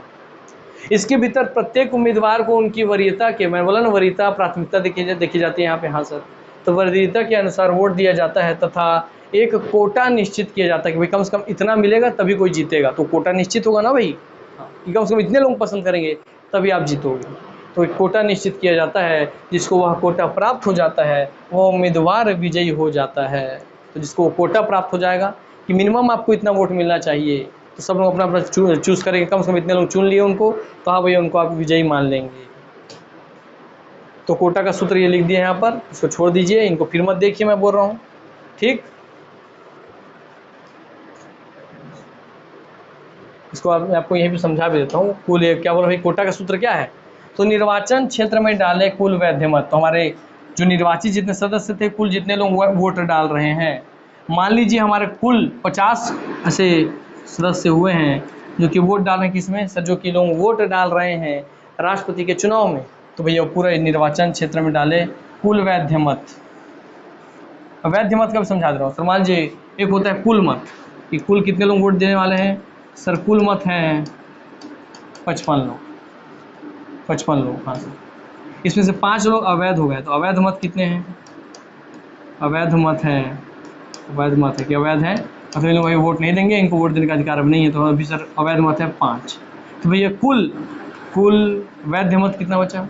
कुल वैध या वैलिड मत बचा, वैध मत बचा 55 में से अवैध घटा देंगे तो बचेगा वैध ना भाई। तो कुल में से अवैध गया, तो 55 - 5 करने पे आएगा 50। ठीक, 5 करने से आए 50। तो कुल वैध मत हो गए 50। तो वही बोल रहा है कुल वैध मत ही लिए जाते हैं। मान कुल वैध मत कितने हैं? 50 कुल वैध मत हैं। और दोस्तों उसको आप क्या करेंगे सर? इसको बट्टा मैं 2 करूँगा। ठीक है, इसको मैं बट्टा 2 करूँगा कि कम से कम कितने लोग आप सेलेक्ट करें? तो 50 बट्टा 2 करूँगा, तो रिक्त स्थान प्लस 1 लिखा, तो इसको भी 1 मानते हैं, और एक और प्लस 1 अर्थात 2। हाँ सर 2 मान लिया। तो कितना हो गया सर? 50 का था कितना हो गया? और ये जो आएगा सर यहाँ जो मिलेगा उस पर मैं क्या करूँगा? इस पूरे बाहर पे देखिए, इस पूरे बाहर पे मैं क्या करूँगा? इसे पूरे बाहर पे लगाऊंगा +1, अर्थात ये हाफ बटे +1, अर्थात इसको आप बोल सकते हैं सर जो भी पूरा है उसका 50%, कुल वैध मतों का 50% +1। तो कुल वैध मत का 50%, ठीक, 50% आप निकालेंगे, +1 एक एक्स्ट्रा लेंगे, वही हो जाएगा दोस्तों उसका क्या? कोटा हो जाएगा वही। तो कुल वैध मत कितने थे सर? 50 थे, आपने देखा है सर। हाँ, कुल वैध मत 50। तो लीजिए सर मैंने 50 ले लिया। सर वहाँ क्या है, उसका 50% निकालना है। तो 50 का 50% क्या होगा? बट्टे 2 कर देना सर। 50 बट्टे 2 कर दूंगा, और इसके बाहर है सर +1, अलग से +1। इसको सॉल्व कीजिए। 50 बट्टा 2 हो गया सर आपका 25, और सर +1 अब बाहर में सर +1, अर्थात 25 और 1 हो गया 26। अर्थ यही वो 26 ही वह कोटा है, 26 ही है वह कोटा जो किसी भी व्यक्ति को प्राप्त हो जाएगा। तो व्यक्ति 26, कम से कम 26 प्राप्त होगा, तभी वो व्यक्ति क्या कहलाएगा? तभी वो व्यक्ति कहलाएगा कि भाई वो चयनित हुआ है। कम से कम इतने लोग तो पसंद करने ही चाहिए कि 50 लोगों में से कम 26 लोग पसंद करेंगे, तभी तो हम बोल पाएंगे ना कि आप जीत गए। तो 50 में से 25 लोग पसंद करेंगे तो आप जीतोगे थोड़ी, मैच तो टाई हो जाएगा। तो हम 50 में 26 लोग आपको पसंद करने चाहिए। तो इस 50 की जनसंख्या पे ही आपको मैं पूरा कैलकुलेशन गणना करना सिखा देता हूँ, ठीक, कि कैसे वरीयता हम देते हैं। अच्छा, पूरा वरीयता और ये पूरा सीख लेंगे, ठीक है। चलिए भैया, माल्टा, आयरिश, गणराज्य आदि में सब प्रयोग होता है, छोड़ दीजिए। भारत के राष्ट्रपति के चुनाव में द्वितीय मतगणना अभी तक केवल 1 बार हुई है, और हमारे राष्ट्रपति के चुनाव में ना 2 बार मतगणना करना पड़ रहा है। एक बार में किसी को पूरी वरीयता नहीं मिली, जो कोटा था 26 का वो एक बार में ही नहीं मिला, उसके 2 बार चुनाव करना पड़ा। और 26 का कोटा प्राप्त करने के लिए 2 बार चुनाव करना पड़ा, मतलब एकदम कांटे का टक्कर था जो लोग खड़े थे। दोस्तों ऐसा केवल 1 बार ही हुआ है भारत के राष्ट्रपति मतगणना में, भारत के राष्ट्रपति के चुनाव में द्वितीय मतगणना, दोबारा मतगणना करना पड़ा है। अभी तक केवल एक बार ही ऐसी स्थिति आई है, वह भी कब आई थी, जब वी गिरी और दोस्तों नीलम संजीव रेड्डी जी आमने सामने खड़े थे। तो पहली बार जब सबने उनको वरीयता दी तो दोनों में टाई हो गया। फिर जब दोबारा वरीयता दी, नहीं तो हमेशा एक बार में रिजल्ट आ जाता था कि एक बार में ही इनको लोग पसंद करें, इनको बना दिया जाए राष्ट्रपति। मगर केवल नीलम संजीव रेड्डी और वी गिरी जी के बीच में जब टक्कर हुआ राष्ट्रपति चुनाव के लिए, तो उसी समय ही 2 बार मत का गणना करना पड़ा था। तो याद रखिएगा, वी गिरी और नीलम संजीव रेड्डी 1969 में द्वितीय मतगणना के पश्चात गिरी साहब विजयी हुए थे, और दोबारा जब मतगणना हुई तो वी गिरी जी विजयी हो गए थे नीलम संजीव रेड्डी जी के विरोध में। ठीक है, याद रखिएगा, भारत में राष्ट्रपति के चुनाव में द्वितीय मतगणना अभी तक केवल एक बार ही हुई है, अन्यथा इनके अलावा बाकी हर बार प्रथम बार के मतगणना में ही हमारा राष्ट्रपति कौन होंगे, या वो जो कोटा है 26 की सीमा, आपको एग्जाम्पल के लिए उसको कौन पार कर लिया, वो पहले बार में ही पता चल जाता है, और पहली बार मतगणना में ही आपके रिजल्ट घोषित हो जाते हैं। मगर केवल वी गिरी, नीलम संजीव रेड्डी जी में मतगणना 2 बार करनी पड़ी थी, फिर वी गिरी जी जीते थे। ये बात याद रखिएगा। सब में से क्या मैं बोल रहा हूँ, आप में से लगभग 10 में से 10 को नहीं पता होगा, मैं बता रहा हूँ खुद आपको। आइए आगे बढ़ते हैं, बोला बहुत कुछ सीखने मिलेगा आपको। भारत के राष्ट्रपति के चुनाव में अनुपातिक प्रतिनिधित्व प्रणाली के साथ एकल संक्रमणीय मत प्रणाली अपनाई जाती है। Proportional representation single PR with STV. राष्ट्रपति के चुनाव में सभी उम्मीदवारों को उनके वरीयता के आधार वोट दिए जाते हैं। वरीयता बोला ना, जितने भी राष्ट्रपति के चुनाव में लोग उम्मीदवार खड़े हैं, उन सभी उम्मीदवारों को उनकी वरीयता के अनुसार वोट दिए जाते हैं। वोट देने के बाद यह देखा जाता है कि, इसको थ्योरी देख लीजिए, फिर इसको समझाऊंगा मैं, कि सभी 50 लोग जो है, 50 लोग जितने भी उम्मीदवार खड़े, मान लीजिए 4 उम्मीदवार खड़े हो रहे हैं राष्ट्रपति के लिए, तो 50 लोग 4 लोगों को ही वरीयता देंगे। हाँ। फिर वोट देने के बाद यह देखा जाता है कि क्या किसी उम्मीदवार को कोटा प्राप्त हुआ, क्या किसी ने, जब वरीयता हमने दे दिया तो क्या किसी ने 26 का सीमा पार किया, क्योंकि 50 लोग कम से कम 26 आपको पार करना था, क्या कोटा प्राप्त हुआ। यदि किसी उम्मीदवार को कोटा प्राप्त नहीं होता है तो जिसको प्रथम वरीयता में सबसे कम वोट, जिसको पहली बार जब वरीयता दी गई, जिसको सबसे कम वरीयता मिली, जिसको सबसे कम वोट मिला, वो जो कम वाला, क्योंकि ऐसे बार हमारे 4 लोग थे, इसको सबसे कम वोट मिला, तो इसको हटा देंगे। अब 3 लोगों के बीच में टक्कर है, और इसको जितना वोट दिया गया था, वोट निकाल करके फिर से उन लोगों को बोला जाएगा जो बचे हैं कि आप इन तीनों में बराबर उस वोट को बांटिए। फिर वो लोग इसके वोट को इन तीनों में बांटेंगे, फिर जैसे बात इसमें से कोई 2 लोगों को मिलेगा भाई टक्कर, फिर एक जन हट जाएगा, फिर इसको जो वोट मिला था वो निकाल के इन दोनों में बराबर बांटेंगे। फिर जब बराबर बढ़ जाएंगे तब पता चल गया, अरे सबसे ज़्यादा वोट तो इनको मिला, तो लीजिए ये जीत गए। और देखिए इसमें पहले हटे, इनका वोट भी वेस्ट नहीं हुआ, बराबर बढ़ गया, दोबारा हटे, उनका वोट भी वेस्ट नहीं हुआ, दोबारा बढ़ गया, जो लास्ट में हटे इनका वोट भी इनमें बढ़ गया। अर्थात 100% वरीयता के साथ होता है, कोई भी वोट बेकार नहीं होता है। यदि किसी उम्मीदवार को कोटा प्राप्त नहीं होता है तो जिसको प्रथम वरीयता में सबसे कम वोट मिलते हैं उसे चुनाव से बाहर कर दिया जाता है, और उसको मिली हुई वरीयता या वोट को अन्य लोगों में बांट दिया जाता है। तदुपरांत उसकी द्वितीय वरीयता में मिले वोटों को बाहर किए गए व्यक्ति के अन्य उम्मीदवारों की द्वितीय वरीयता के अनुपात में बांटकर, प्रथम वरीयता के अनुपात में बांटकर, वही बोला कि वही जो बांट देते हैं। ऐसे सब थ्योरी पढ़ लीजिए, मैं आपको पूरे दिमाग में दिखाऊंगा आपको सामने अभी। प्रथम वरीयता में जोड़ दिया जाता है, और जिस उम्मीदवार को कोटा मिल जाता है वह विजयी हो जाता है, जो कोटा पार कर ले विजयी हो जाएगा। यदि इस बार भी कोटा नहीं मिलता है तो यह प्रक्रिया तब तक दोहराई जाती है जब तक कोटा ना मिल जाए, और मतलब कोटा पार करना जरूरी है। ठीक, कोटा का सूत्र वही देखिए, कुल वैध मत बराबर 50 बट्टा ये रिक्त स्थान प्लस 1, मतलब भैया आपको बट्टे 2, 50 बट्टे 2 हुआ 25 प्लस 1 26। तो भारत के राष्ट्रपति का एक ही पद होता है, इसलिए कोटा कुल वैध मत का एक ही, हमारे राष्ट्रपति का एक ही पद है ना, इसलिए रिक्त स्थान की जगह पे आ गया क्या, वो रिक्त स्थान एक है जिसको भरने के लिए एग्जाम हो रहा है। हाँ सर, ये इस फॉर्मूले को दे सकते हैं, रिक्त स्थान मतलब राष्ट्रपति के रिक्त स्थान के लिए वोट हो रहा है, तो सर वो एक ही पद है, इसलिए 1 प्लस 1 बाहर में, इसलिए प्लस 1, ये और प्लस 1, तो रिक्त स्थान एक ही है राष्ट्रपति का, प्लस 1 ये वाला, तो भैया हो गया क्या, टोटल वैध मत 50, 1 और 1 बट्टे 2, तो 50 बट्टे 2 25, और बाहर में प्लस 1 मैंने 26, इसलिए लिखा देखिए कुल वैध मत n बट्टे 2 प्लस 1, तो कुल वैध मत होगा 50% प्लस 1। मानो कुल वैध मत, अब इसका एग्जाम्पल छोड़िए 1000 वाला, अब मैं आपको समझाने की कोशिश करता हूँ, इसको छोड़ देते हैं। आइए सर, मान लीजिए कुल मत कितने थे सर, कुल मत थे 50 मैंने 55, क्या लीजिए 57। सर इसमें से अवैध कितने घोषित हो गए सर, जो वोट करने वाले थे उसमें से 7 वोट आपके अवैध हो गए, है ना, अवैध वोट हो गए 7, तो कुल वैध मत कितने बचे सर, कुल वैध मत बचे। अब आप एकल संक्रमणीय मत पद्धति पढ़ रहे हैं, एकल हस्तांतरणी मत पद्धति पढ़ रहे हैं। कुल वैध मत बचे, जहाँ मत की वरीयता दी जाती है, कुल वैध मत बचे 57 में से 7 घटा के बचे कितने, 50। और सर कोटा क्या था, कोटा का फॉर्मूला यही है सर, कुल वैध मत ठीक बट्टे 2 ये भी हो जाए तब +1, या इसी को बहुत तरीके से लिख सकते हैं, कुल वैध मत का 50%, 50% का मतलब ये होता है भैया 2 आधा कर देना, हाँ सर 50% +1, ठीक है, हाँ सर कुल वैध मतों का 50% प्लस 1 वोट एक्स्ट्रा, ठीक, इसको आप लिख सकते हैं कुल वैध मत, बता रहा हूँ सब अलग अलग रूप में पूछ सकते हैं आपसे, कुल वैध मत, वैध की जगह अवैध घुसा के दे देगा आपको एग्जाम में, कुल वैध मत बट्टे वो रिक्त स्थान एक है हमारे, एक ही राष्ट्रपति जी का रिक्त स्थान है, वो रिक्त स्थान की संख्या 1 है +1, मैं उसके बाहर में आप लिखेंगे बट्टे +1। तो याद देखिए कुल वैध मत जितना है सर, कुल वैध मत कितना है सर, कुल वैध मत है हमारे यहाँ 50 है ना भैया सर, उसमें से रिक्त स्थान कितना है, राष्ट्रपति जी का रिक्त स्थान सर 1, उसके बाद +1 है सर, हाँ सर लिख दिए सर +1, और सिर्फ पूरे ब्रैकेट के बाहर क्या +1 है, पूरे ब्रैकेट के बाहर है ये +1 तो लिख दीजिए +1।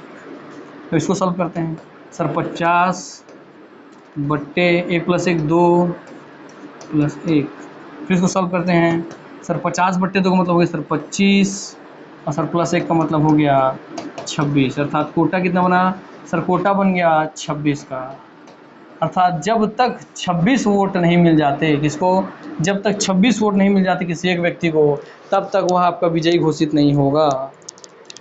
इतना आप समझ गए ना, हाँ सर भाई अब इन 50 वोट टोटल होंगे, आपको 26 का कोटा प्राप्त करना है, ये बात समझ में आएगी, कुल 50 वोट है वैध मत और आपको 26 का कोटा प्राप्त करना है, तभी आप विजयी होंगे राष्ट्रपति पद पे। और दोस्तों पहली बार में हमेशा राष्ट्रपति ये 26 का कोटा जो होता है, एग्जाम्पल में 26 का कोटा तो है नहीं, हमारे यहाँ ज़्यादा सीट है, तो सर 26 का कोटा पहले बार में हमेशा पार कर लेते हैं हमारे भारत में राष्ट्रपति जी, पर केवल नीलम संजीव रेड्डी जी और बीबी गिरी जी के केस में पहली बार के में ही आपका मतगणना में रिजल्ट नहीं आया था, 2 बार मतगणना करनी पड़ी थी, अन्यथा हमेशा एक बार के मतगणना में स्पष्ट हो जाता है कि राष्ट्रपति जी कौन रहेंगे, ठीक, मैंने एक बार में कोटा प्राप्त हो जाता है। आइए हम समझते हैं एकल संक्रमणीय मत पद्धति को प्रैक्टिकल तरीके से, ठीक है भैया, चलिए। तो कुल आपके वैध मत कितने थे सर, कुल मत थे 57, अवैध हो गए 7, वैध मत हो गए कुल 50, सर कोटा कितना निकला, कोटा निकला तो सर हमारा 26, यस। चलिए अब देखते हैं, बना देते हैं भैया। तो चलिए यहाँ मैं वरीयता लूँगा, है ना, पहली बार की वरीयता में, ठीक, या मैं वरीयता लूँगा पहली बार की वरीयता में कितने कितने वोट दिए जाएंगे। मान लीजिए राष्ट्रपति चुनाव के लिए ए यहाँ पे खड़े हो जा रहे हैं आपके, मान लीजिए यहाँ मान लीजिए खड़े हैं कौन, यहाँ मान लीजिए मैं ही खड़ा हूँ, चलिए प्रतीक सर ही खड़े हैं आपके, है ना, यहाँ आप में से खड़े हैं भैया कौन, आप में से मान लीजिए आप में से कुलेश्वर जी खड़े हैं, तो कुलेश्वर जी को लिख दे रहा हूँ मैं भैया, कुलेश्वर जी, ठीक, आप में से स्टूडेंट हैं, हाँ सर कुलेश्वर जी खड़े हैं, आप में से और 2 जो बच्चे मान लीजिए, इसमें से एक जन और हैं रामू जी, ठीक है, और एक जन मान लीजिए श्यामू जी, ठीक, ये 4 लोग राष्ट्रपति पद के लिए खड़े हुए, कौन कौन, प्रतीक सर, कुलेश्वर जी, रामू जी, श्यामू जी। तो पहली बार वरीयता देना है, तो जितने लोग वोट देने वाले हैं कौन है सर, टोटल वोट देने वाले हैं वैध मत वाले 50 लोग, और वो 50 वोट में से इन सबको अपना अपना वरीयता देंगे, कोई भी वो वोट खत्म नहीं होगा, है ना। तो देखिए 50 वोट कैसे इन चारों में बढ़ता है ना, तो ये देखिए, तो सर प्रतीक सर को पहली बार वरीयता कितना दिया, 2 लोगों ने 17 लोगों ने पसंद किया कि हम 17 लोग चाहते हैं प्रतीक सर बने। कुलेश्वर को बोले भैया 13 लोगों ने कि हम 13 लोग चाहते हैं कुलेश्वर बने राष्ट्रपति।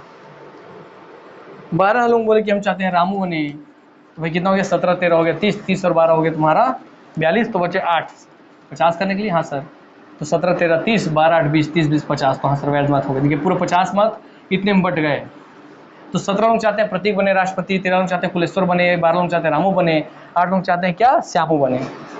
भैया क्या 17 जो जिसमें सबसे ज़्यादा किसको मिला 17 को, तो क्या मैं जीत गया? नहीं सर, मैं 26 अभी तक प्राप्त नहीं किया हूँ, तो मैं नहीं जीता हूँ। अर्थात मेरी फिर से एक बार मत की गणना होगी, तो जो वरीयता बटी है 50 वोटों की, ये फिर से सभी लोगों में बटेगी। तो वरीयता नंबर 2 देखिए मत गणना दूसरा स्थिति आ गया। अब जो ये सबसे कम प्राप्त किया है 8 नंबर, अभी 8 सीट जो सबसे कम मिला है जिनको, है ना, अब वो फिर लोगों में बटेगा, क्योंकि ये तो बाहर है, पता चल गया सर ऐसे भी है बाहर है क्योंकि सबसे कम वोट है। मगर इनका 8 वोट जिन 8 लोगों ने इनको वोट दिया था, वो 8 लोगों को फिर से कहा जाएगा कि लीजिए भैया, अब 8 लोग हैं ना, आपके वोट को हम खत्म नहीं होने, खराब नहीं होने देंगे, क्योंकि आपको वरीयता देना है, वरीयता आपको वरीयता देना है, आपके वोट का वैल्यू है, मूल्य है। आपको मत नहीं दे रहे हैं कि आपको भैया एक वोट दिए खत्म होगी, नहीं, आपको जो 8 वोट है हम खत्म नहीं होने देंगे। चलिए आप ये तो हट गए श्यामू जी, अब जिन्होंने 8 वोट दिए थे अब वो फिर से इन तीनों में वो वोट बांटिए। तो भैया यहाँ पर मुझे किसी ने वोट दे दिया सेकंड बार की गणना में, उस 8 में से किसी ने 5 लोगों ने बोला प्रतीक सर को हम चुनेंगे, 3 लोगों ने बोला भैया आपके, 2 लोगों ने बोला कि हम नहीं कुलेश्वर को चुनेंगे, और एक आदमी ने बोला भैया कि हम रामू को चुनेंगे। तो क्या हो गया सर? अब फिर देखेंगे सर, 17 और 5 कितना हो गया सर? 22, 17 5 22, तो क्या 22 हुआ तो मैंने 26 का कोटा प्राप्त किया? नहीं। क्या 13 और 2 हो गया सर? 15, 15 26 का कोटा प्राप्त हुआ? नहीं। 12 और 1 हो गया 13, 13 का 26 का कोटा प्राप्त हुआ? नहीं। तो सर सबसे कम किनको मिला है सर? 12 और 1 13, इनको सबसे कम वरीयता मिली है, तो इनका भैया सीट हो गया क्या खत्म, हो गया ना? हाँ सर। तो सर इनको कितना, रामू जी को क्या हो रहा है? रामू जी हो गए बाहर, और इनको कितना सीट मिला था सर? 12 और 1 13 लोगों ने वोट दिया है, बताओ अभी तक, है ना, 13 लोगों ने इनको पसंद किया था, मतलब ये तो बाहर हो गए, सबसे कम सीट प्राप्त की थी। तो अभी जो 13 मत है ये भी वेस्ट नहीं होंगे, क्योंकि वरीयता है, यहाँ पे वरीयता देना, आपको प्राथमिकता चुनना है, प्रथम पे इसको, सेकंड पे उसको, तीसरे पे उसको, चौथे पे उसको। तो चलिए भैया जो 13 लोग हैं, यहाँ 2 लोग फिर से अब प्रतीक और कुलेश्वर के बीच में चुनाव कीजिए कि आप किसको कितना वोट देना चाहते हैं। तो इसमें से क्या किया एक जन ने किया भाई आपके कि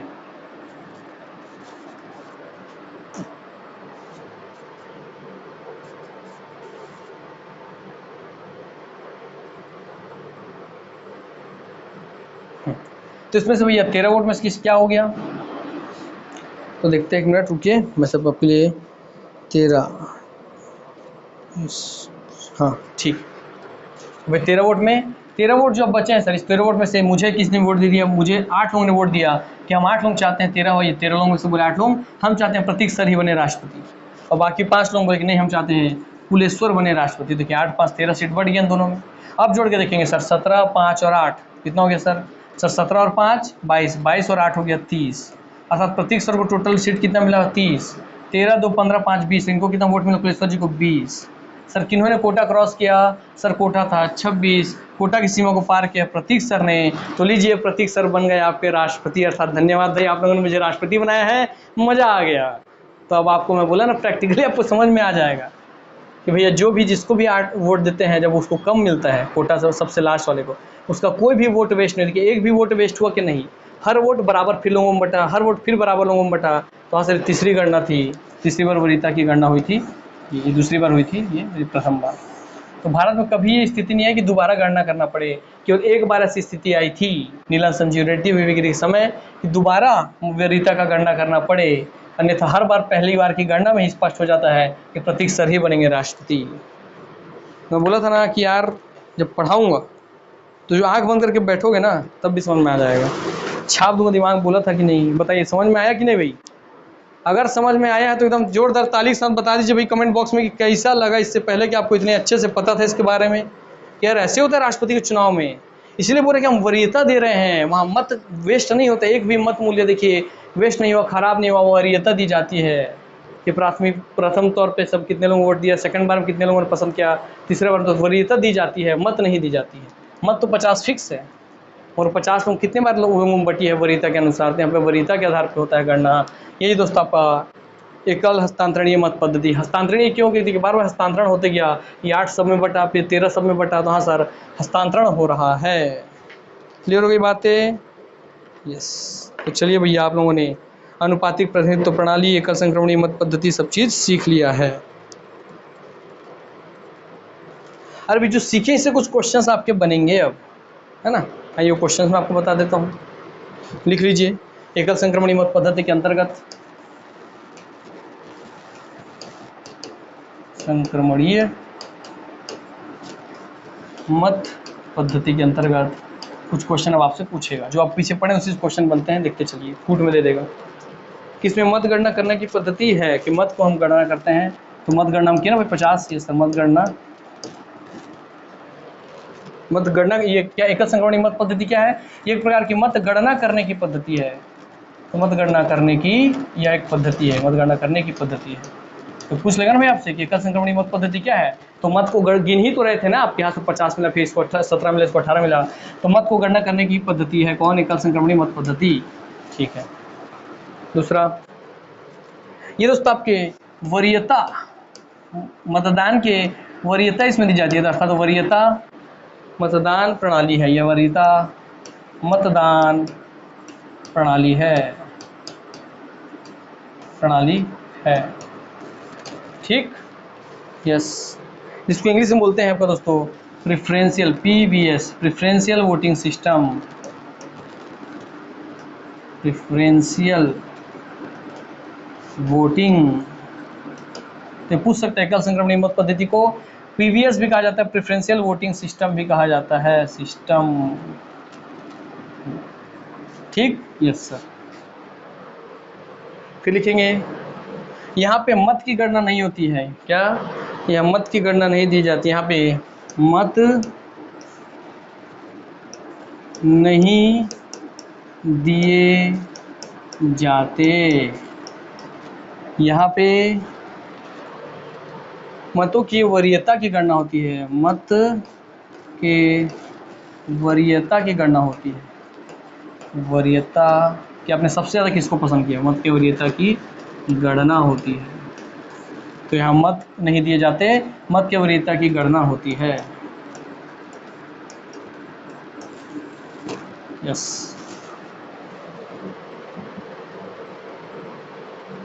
यहाँ भाई आपका कोटा पद्धति का प्रयोग होता है, तो भाई कोटा आपको बताया था यहाँ सर मैं, इसी को देखिए जो लिखा है ना 26 निकाला, इसी को लिख देंगे यहाँ पे। तो कोटा पद्धति का प्रयोग होता है, यस सर होता ही है। कुल वैध मत का 50% + 1 कोटा पद्धति का प्रयोग होता है, हाँ सर। न्यूनतम कोटा, सबसे पहले हम क्या करते हैं, जिसके तहत हम इस कोटा पद्धति के तहत सबसे पहले न्यूनतम कोटा निकालते हैं। न्यूनतम कम से 26 लोगों को 26 वोट चाहिए, तो न्यूनतम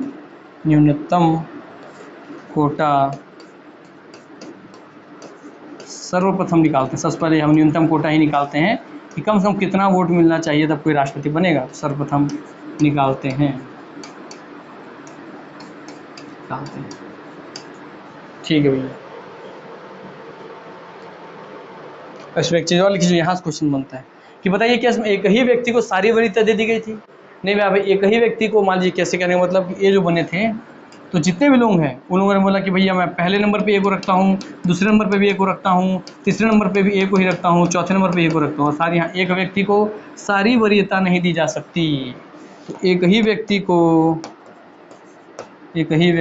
आप भैया एक नंबर, अगर ए को 1 नंबर चुने हैं तो बी को 2 देना होगा, सी को 3 देना होगा, डी को 4 देना होगा। एक ही व्यक्ति को सारी वरीयता आप नहीं दे सकते, इसलिए एक ही व्यक्ति को मैं पहले नंबर पे भी ए को रखता हूँ, दूसरे पे भी, तीसरे पे भी, चौथे पे भी, ऐसा नहीं चलेगा, आपको सबको चुनना होता है। एक ही व्यक्ति को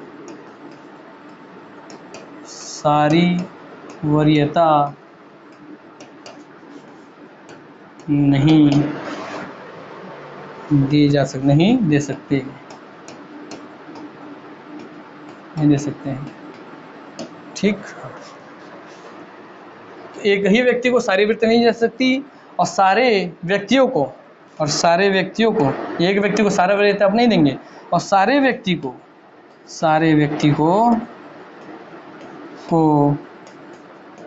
एक ही वरीयता भी नहीं दे सकते, ये क्या है समझाता हूँ, एक ही वरीयता भी नहीं दे सकते हैं। तो इसका मतलब क्या है सर? अरे भैया आप एक ही व्यक्ति को ए 1 नंबर पे भी, 2 नंबर पे, 3 नंबर पे, 4 नंबर, चारों स्तर पे मैं सिर्फ एक को देखता हूँ। एक ही व्यक्ति को आप ऐसी सारी वरीयता नहीं दे सकते। और इसका मतलब है दूसरे लाइन्स का कि ए बी सी और डी 4 लोग खड़े हैं, तब सबको एक ही वरीयता, एक इसको भी 1 नंबर पे, इसको भी 1 नंबर पे, इसको भी 1 नंबर पे, ऐसे नहीं रख सकते। अर्थात अब एक ही व्यक्ति को सारी वरीयता नहीं दे सकते और सारे व्यक्तियों को एक ही वरीयता नहीं दे सकते। भाई अब सबको अलग अलग वोट देंगे तब तो हम काउंट कर पाएंगे ना, सबको अलग अलग पसंद करेंगे तब तो हम काउंट कर पाएंगे ना। अब सबको नंबर 1 पे रखो तो हम कैसे कैसे पता करेंगे आप किसको चुनना चाहते हैं। तो हाँ सर ऐसा गलत है, इसलिए सारे व्यक्ति को एक ही वरीयता नहीं दे सकते। और आप एक ही व्यक्ति को सब वरीयता दे रहे हो तो बाकी लोग क्या करना है, टाइम पास। तो वैसे में चुनाव नहीं होगा, इसलिए दोनों चीज़ें आपको ध्यान रखनी है। जाने समय आपके एग्जाम में पूछेगा ही पूछेगा। तो बोलिए भैया, मज़ा आया कि नहीं आया?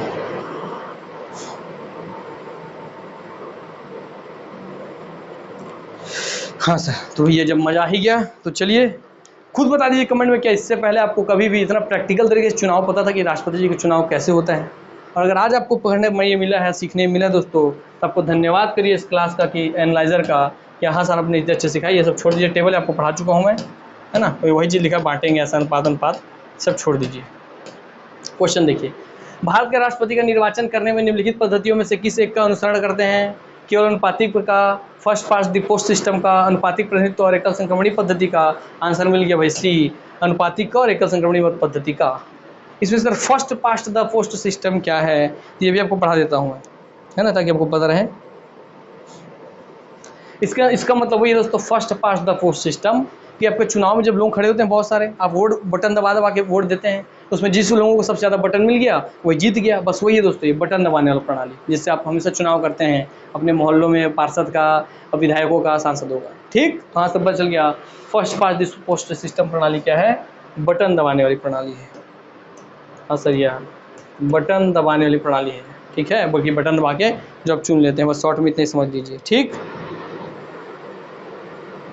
और इसको हम क्यों नहीं अपनाते हैं सर? क्योंकि दोस्तों इसमें जिसको आप बटन दबाए हैं, मान लीजिए तो इसको भाई आपने बटन आपने दबाया, ए के लिए 50 लाख लोगों ने बटन दबाया और बी के लिए 40 लाख लोगों ने बटन दबाया, तो सर ए जीत गया तो 40 लाख वोट जो होता है बेकार हो जाता है। यस, इसीलिए इसको हम राष्ट्रपति में नहीं अपनाते, क्योंकि राष्ट्रपति जैसे बड़े बड़े पद में हर एक वोट का मूल्य कीमती है, इसलिए यहाँ पे इस पद्धति को हम नहीं अपनाते। केवल first past the post system, first past the post system FPTPS को हम नहीं अपनाते हैं, क्योंकि राष्ट्रपति जी इतना महान पद है, उसमें हर एक आदमी का मूल्य कीमती है, इसलिए उसमें एक भी मूल्य बेकार ना जाए। जबकि अगर आदमी खड़े हैं ए और बी, आपने बटन दबा के 50 लाख वोट दिए ए को, बी को दिया 40 लाख, ए जीत गया 50 लाख वोट से, तो भैया आपकी इसका वोट तो काउंट हो गया, मगर 40 लाख वोट हो जाते हैं बेकार। इसीलिए इस प्रणाली को आपके राष्ट्रपति प्रणाली में नहीं अपनाते हैं, first past the post system को। ठीक, याद रखेंगे आप। क्लियर? चलिए, ये भी इसी की तरह चुनाव मतगणना की प्रणाली है, पर इसको हम नहीं अपनाते। क्यों, आपको बता दिया मैंने। भारत के राष्ट्रपति के चुनाव में द्वितीय मतगणना अब तक कितनी बार की गई है? केवल एक बार की गई है भैया, केवल एक बार, केवल एक बार, वीवी गिरी और नीलम संजीव रेड्डी जी के केस में। तो भाई आपका होता है आज का क्लास समाप्त 1969 में।